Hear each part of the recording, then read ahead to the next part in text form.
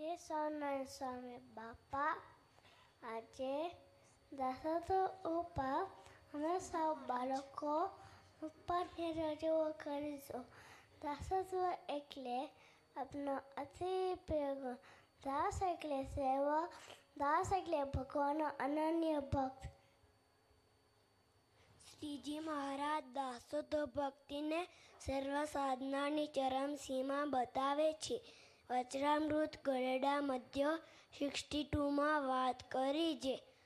પોતાના ઈષ્ટદેવની આજ્ઞાને વિશે જે પરમ આનંદ મળે એ દાસત્વ ભક્તિને ઉત્તમ દશા છે. યોગીજી મહારાજ તો દાસ ભાવની મૂર્તિ સતત દાસ થઈને વર્ત્યા.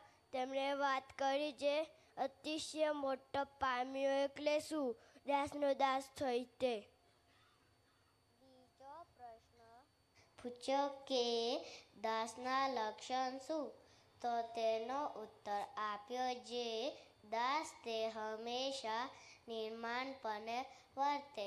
ત્રીજો પ્રશ્ન દાસ ભાવની આવશ્યકતા શું, તો જવાબ આપ્યો જે દાસ ભાવ રાખવાથી શાંતિ રહેશે, કચરા પેટીથી દૂર રહીશું.